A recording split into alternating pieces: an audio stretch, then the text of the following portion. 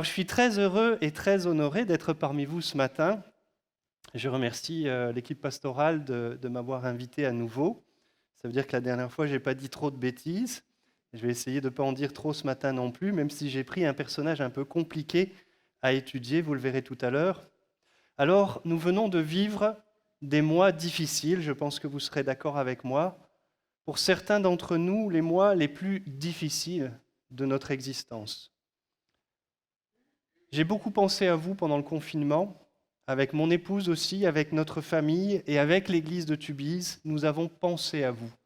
Nous avons pleuré devant le Seigneur avec vous, bien qu'à distance, lui demandant de vous donner une consolation et une force surnaturelle pour traverser cette tempête qui vous a secoué, qui nous a tous secoués et qui nous secoue encore.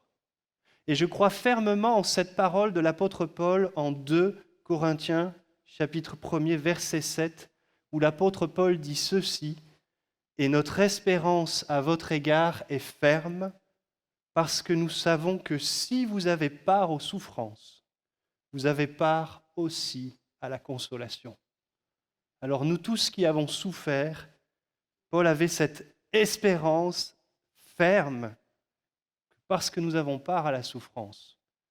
Dieu ne nous oublie pas et nous aurons part aussi à la consolation. Et je crois que Dieu est déjà en train de guérir des cœurs. Amen. Ça peut prendre du temps, mais Dieu est à l'œuvre pour nous consoler. Et il mènera cette consolation jusqu'au bout. Amen. Alors bien sûr, je vous apporte les salutations de vos frères et sœurs de l'église de Tubize. Et une petite parenthèse, l'école me manque terriblement, mes anciens collègues me manquent terriblement aussi. Alors ce message, s'il ne vous sert pas aujourd'hui, il vous servira peut-être demain. Peut-être que vous n'allez pas vous sentir concerné aujourd'hui, mais peut-être que demain vous allez avoir besoin de ce que vous allez entendre ce matin. Il concerne particulièrement ceux qui ont le souci constant de la sainteté. Et il faut l'avoir.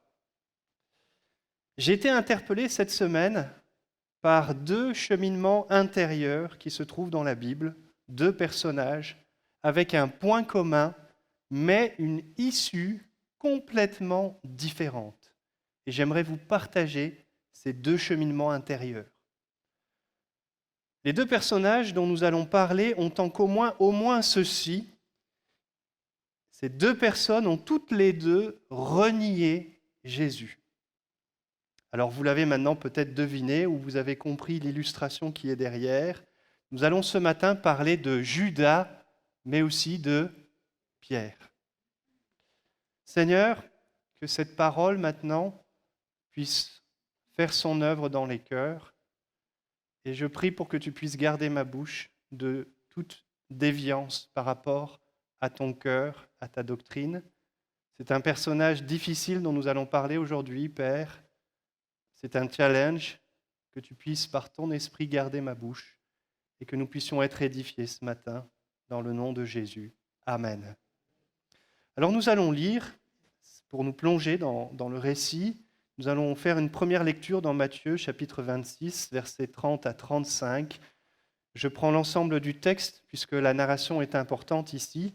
Donc je n'ai pas mis l'ensemble du texte sur le projecteur. Je vous invite à ouvrir votre Bible ou à scroller sur votre smartphone le passage en question. Donc Matthieu, chapitre 26, il s'affiche ici, versets 30 à 35. Je vous laisse une petite demi-minute pour le trouver. Une minute pour ceux qui ont la Bible en papier, une demi-minute pour ceux qui ont le smartphone. Voilà, prenez Matthieu 26, versets 30 à 35. Voilà, allons-y ensemble. Après avoir chanté les cantiques, ils se rendirent à la montagne des Oliviers. Alors Jésus leur dit, « Je serai pour vous tous, cette nuit, une occasion de chute. Car il est écrit, je frapperai le berger, et les brebis du troupeau seront dispersées. Mais après que je serai ressuscité, je vous précéderai en Galilée. » Pierre, prenant la parole, lui dit, « Quand tu serais pour tous une occasion de chute, tu ne le seras jamais pour moi. » Jésus lui dit, « Je te le dis en vérité, cette nuit même, avant que le coq chante, tu me renieras 3 fois. » Pierre lui répondit, « Quand il me faudrait mourir avec toi, je ne te renierai pas. » Et tous les disciples dirent la même chose. Amen. Allons un peu plus loin, une fois Jésus arrêté et conduit chez le souverain sacrificateur. Allons dans Matthieu 26, versets 69 à 75. Cependant, Pierre était assis dehors dans la cour. Une servante s'approcha de lui et dit, « Toi aussi, tu étais avec Jésus le Galiléen. » Mais il le nia devant tous, disant, « Je ne sais ce que tu veux dire. » Comme il se dirigeait vers la porte, une autre servante le vit et dit à ceux qui se trouvaient là, « Celui-ci était aussi avec Jésus de Nazareth. » Il le nia de nouveau avec serment, « Je ne connais pas cet homme. » Peu après, ceux qui étaient là, s'étant approchés, dirent à Pierre, « Certainement, tu es aussi de ces gens-là, car ton langage te fait reconnaître. » Alors il se mit à faire des imprécations et à jurer, « Je ne connais pas cet homme !» Et aussitôt le coq chanta. Et Pierre se souvint de la parole que Jésus avait dite, « Avant que le coq chante, tu me renieras 3 fois. » Et étant sorti, il pleura amèrement. Au chapitre 27, donc tout de suite après, nous retrouvons cette fois-ci l'autre personnage dont nous parlons ce matin, Judas. Matthieu chapitre 27, versets 1 à 5. Dès que le matin fut venu, tous les principaux sacrificateurs, c'est-à-dire les chefs religieux, et les anciens du peuple tinrent conseil contre Jésus pour le faire mourir. Après l'avoir lié, ils l'emmenèrent et le livrèrent à Ponce Pilate, le gouverneur. Alors Judas, qui l'avait livré, voyant que Jésus était condamné, se repentit et rapporta les 30 pièces d'argent aux principaux sacrificateurs et aux anciens, en disant « J'ai péché en livrant le sang innocent. » Ils répondirent, d'où le titre de mon message, « Que nous importe? Cela te regarde. » Judas jeta les pièces d'argent dans le temple, se retira, et vous connaissez sa fin terrible, et alla se pendre. Quelle fin tragique pour un être humain. Judas se repent, c'est écrit repent dans la version second, mais entendez ici le sens de Judas est pris de remords. Ce n'est pas le même verbe repentance que la repentance à laquelle Jésus invite ceux qui l'écoutent. Ici, il n'est pas question de faire un demi-tour, de se détourner, mais il est question d'être pris de remords. Judas est pris de remords, il reconnaît qu'il a péché, il a confessé, vous êtes d'accord avec moi, en livrant le sang innocent, il reconnaît qu'il a fait quelque chose d'abominable. Et sa conscience le travaille. Et pour soulager sa conscience, il va chercher à lui-même réparer sa faute. Mais il manque un élément essentiel pour qu'il puisse vraiment vivre la libération que l'on ressent, que l'on vit, que l'on expérimente lorsqu'on se repent sincèrement devant Dieu. Il lui manque l'élément essentiel, il lui manque Jésus, il lui manque la croix. Les remords sans venir à Jésus ne sauvent pas. Les tentatives de réparer ses erreurs sans la croix ne sauvent pas. Judas reçoit un accueil des plus compatissants. Je dis ça de manière ironique, puisque les religieux qui sont là, les chefs religieux, lui qui vient et qui a quelque part besoin qu'on l'aide à sortir de sa culpabilité, quelle est la réaction de ces chefs religieux? Que nous importe? Cela te regarde. En d'autres termes, ce n'est pas notre problème. C'est cette réaction des Juifs religieux qui a déclenché cette méditation que je vais vous partager, d'où mon titre. N'est-ce pas terriblement décourageant quand vous expliquez votre problème à quelqu'un et qu'il vous répond « Que m'importe, c'est ton problème, pas le mien ». Nous avons donc d'un côté Pierre qui pleure amèrement, et de l'autre Judas tellement désespéré qu'il finit par mettre fin à ses jours. Les deux ont renié Jésus, on l'a lu, mais Judas est allé un cran plus loin, puisqu'il a même trahi Jésus en conduisant à son arrestation, et en plus pour de l'argent. Il y a beaucoup de spéculations qui circulent et d'hypothèses sur ce qui se passait dans la tête de Judas. Honnêtement, on n'a pas connu Judas et même si on l'avait connu, on n'a pas pu rentrer dans sa tête. Donc je vais me contenter de ce qui est biblique, de ce qui est dans le Nouveau Testament. Et dans le Nouveau Testament, on voit de manière sûre que Judas était fort porté sur l'argent. Alors dans quelle mesure, dans quelle proportion ça a joué dans sa motivation à livrer Jésus? Ça, bien sûr, on ne peut pas le dire, mais on sait, d'après le Nouveau Testament, que ça a joué un rôle. Oh, comme l'argent peut nous conduire aux actes les plus abominables. Une fois que vous l'avez, cet argent, vous n'arrivez pas à vous en réjouir parce qu'il a été gagné à un prix tellement élevé, tellement lourd de conséquences, tellement lourd pour la conscience. Comme la réaction aussi des chefs religieux ici a été froide et indifférente. Alors que Judas les avait quelque part aidés à atteindre leur objectif, maintenant qu'ils se sont servis de lui, ils le repoussent avec indifférence à l'égard de sa détresse morale. Petite parenthèse, mes amis, examinons bien ce CE ou ce CEUX qui nous propose de nous enrichir dans la vie. Ce qui semble au premier abord nous enrichir, quelquefois, va en réalité nous appauvrir. Judas a tout perdu, même l'espoir d'une vie possible après un tel mauvais choix, après une telle mauvaise action. Alors que se serait-il passé s'il était allé vers Jésus ?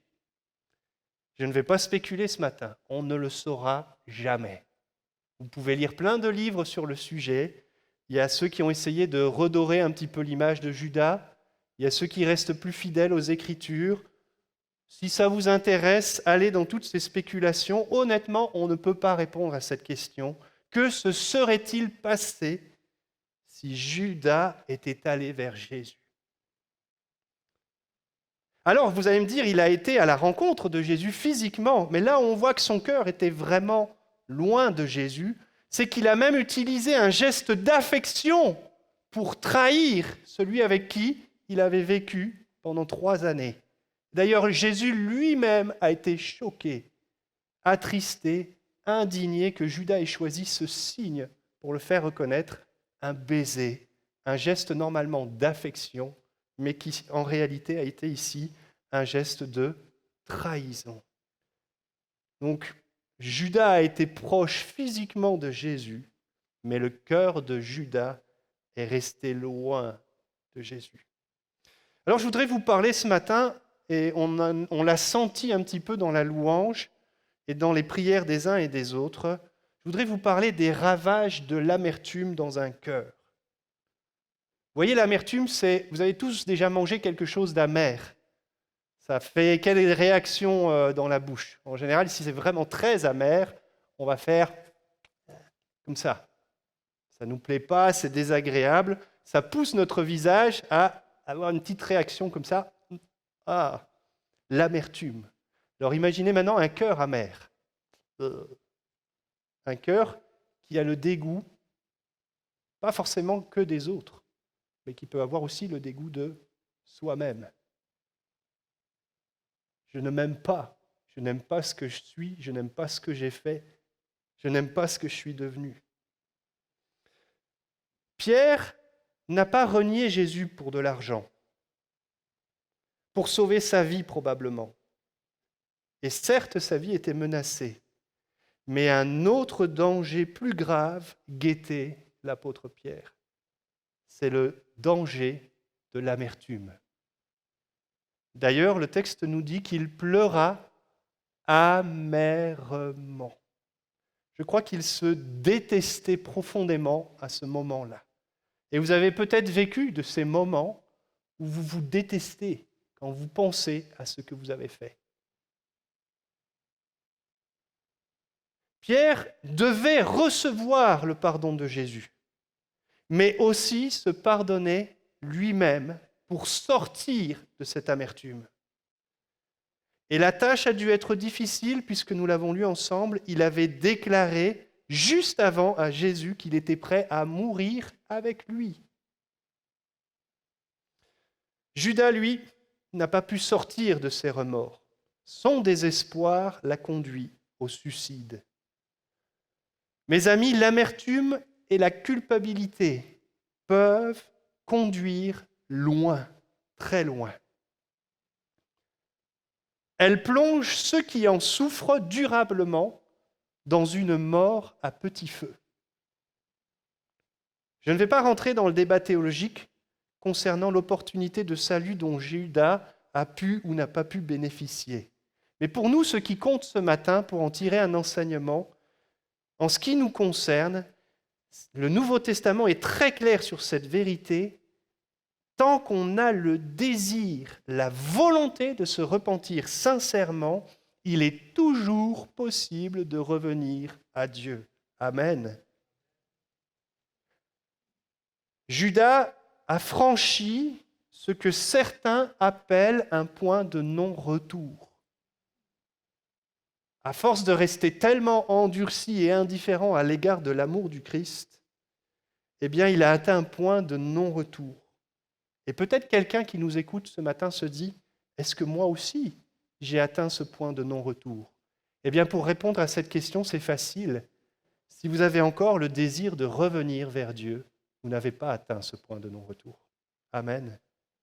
Tant que vous avez le désir de vous détourner des mauvaises actions que vous avez pu commettre, des trahisons peut-être même envers votre engagement vis-à-vis de Dieu, tant que vous avez le désir de revenir à lui, eh bien, vous n'avez pas atteint ce point de non-retour. Et c'est peut-être la bonne nouvelle pour quelqu'un ce matin. Il n'est pas trop tard pour toi pour revenir à Dieu. Peut-être que comme Judas, tu te trouves physiquement proche de l'Église et tu y viens tous les dimanches, ou tu suis en direct, en ligne, les cultes tous les dimanches, mais ton cœur pour l'instant reste loin de Dieu. Eh bien, tu peux ne pas faire comme Judas, mais tu peux vivre ce que Pierre va vivre et dont nous allons parler maintenant. Si les chefs religieux ont dit « Que nous importe, mes amis, notre état de cœur importe à Jésus ». C'est mon deuxième point. Face à l'amertume de Pierre, Jésus va tenir un autre discours, va avoir une attitude à l'opposé du « Que nous importe » des chefs religieux. Jésus est préoccupé par l'état du cœur de Pierre. Vous avez compris, il n'y a pas de jeu de mots là, ici. Je vais répéter, Jésus est préoccupé par l'état du cœur de Simon-Pierre. Ça, c'est peut-être plus clair.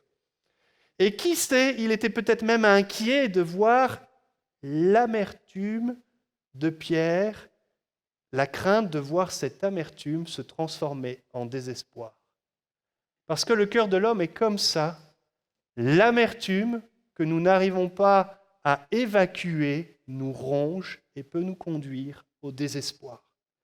Et Pierre aurait pu être désespéré aussi de revenir vers Jésus. Alors Jésus, dès qu'il en aura l'occasion, il va revenir vers Pierre. Et ça, c'est notre Seigneur.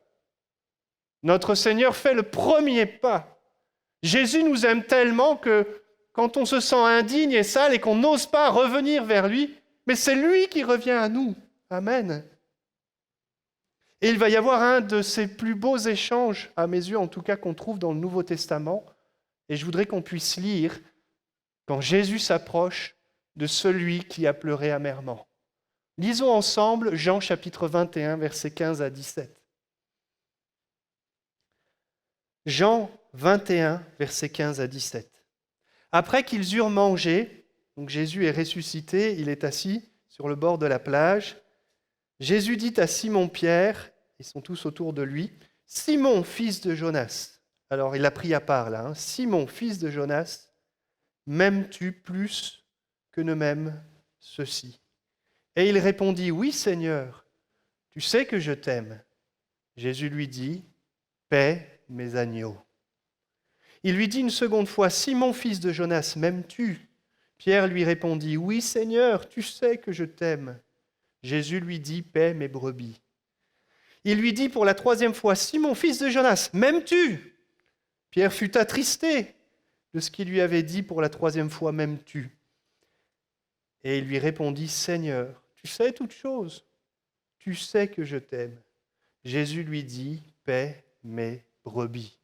Et j'aime beaucoup le verset 19, et ayant ainsi parlé, il lui dit, suis-moi. Amen. Tu m'as renié, mais la fin de l'histoire ici, c'est suis-moi. Pierre était tellement heureux d'ailleurs de voir Jésus qu'il a sauté, vous vous souvenez, à l'eau pour rejoindre celui qu'il aimait. Parfois, on se pose cette question quand Pierre a renié Jésus par 3 fois. Est-ce qu'il n'aimait plus Jésus? Personnellement, je ne pense pas que son amour s'était éteint. Parce que si son amour s'était éteint, il n'aurait pas pleuré amèrement.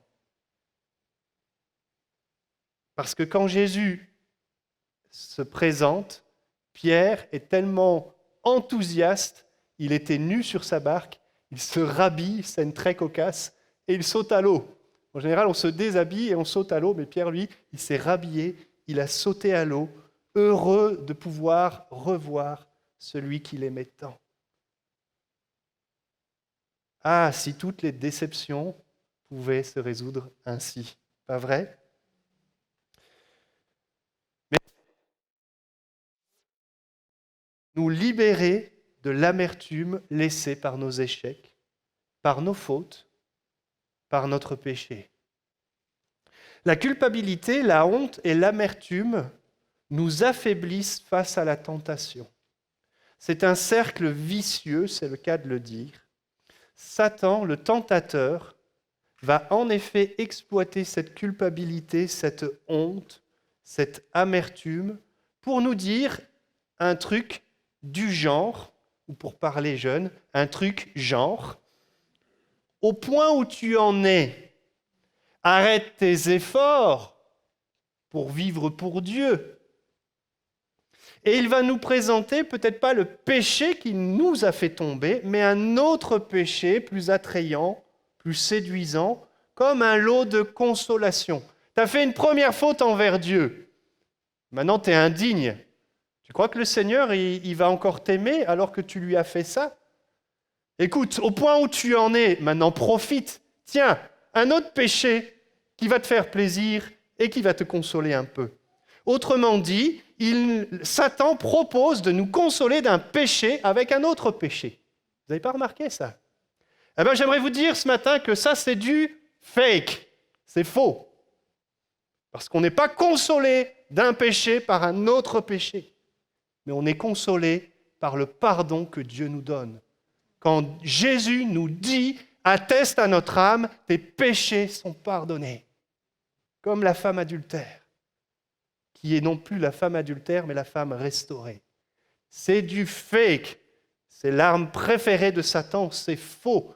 Et la même chose pour l'autre point, au point où tu en es, arrête tes efforts pour vivre pour Dieu, ça ne sert à rien. Ça aussi, c'est du fake. Laissez ça de côté. C'est un mensonge. Ce n'est pas vrai. Il vaut toujours la peine de revenir à Dieu. Un exemple réel, le roi David, mais je ne vais pas l'expliquer parce que le pasteur Éric l'a fait mardi soir. J'ai pu écouter un petit bout. Il vous a parlé du roi David qui avait péché. Ça s'inscrit bien dans ce message. Je prends un exemple fictif, mais je ne sais pas s'il est fictif ou s'il est prophétique pour quelqu'un ce matin. Imaginez un homme qui cède à l'agressivité avec sa compagne, par exemple. Et il s'en veut tellement qu'il se met, Satan vient avec un autre péché pour le consoler de son agressivité, il se met à boire à boire beaucoup, beaucoup, de façon déraisonnable. Et comme ça ne résout rien, il se livre à la débauche sexuelle, au point où j'en suis. Je suis agressif, je bois, alors autant prendre du plaisir, parce que Satan sera toujours là pour vous proposer un péché, pour vous consoler du péché. Et comme ça ne résout rien, il sombre dans le désespoir. Et là, Satan sera là pour lui offrir encore une solution empoisonnée. Allez, il n'y a plus rien à tirer de ta vie, mets-y un terme. Et remarquez le lien avec la réaction des chefs religieux qui n'étaient pas animés par l'Esprit de Dieu. Peu importe, c'est plus mon problème. Pour Satan comme pour les chefs religieux, peu lui importe votre vie. Peu lui importe votre vie. Alors si c'est votre cas ce matin, n'écoutez plus Satan. Arrêtez d'aller sur ces sites de fake news. Jésus s'approche ce matin pour vous libérer de l'amertume en vous disant « Simon, mais peut-être Georges, Daniel, Sophie, Charlotte, où mettez votre prénom, m'aimes-tu » Ta souffrance importe à Jésus. Il ne dit pas « cela ne m'importe pas ». Au contraire, regardez comment il a réagi avec Pierre. Mais avec toi aussi, il veut faire la même chose. La souffrance de ton cœur, les cris de ton âme, Jésus s'en soucie. C'est pour cela peut-être que tu écoutes ce message, alors soit ce matin ou à un autre moment de la journée, tu es tombé par hasard sur cette vidéo, ce n'est pas un hasard.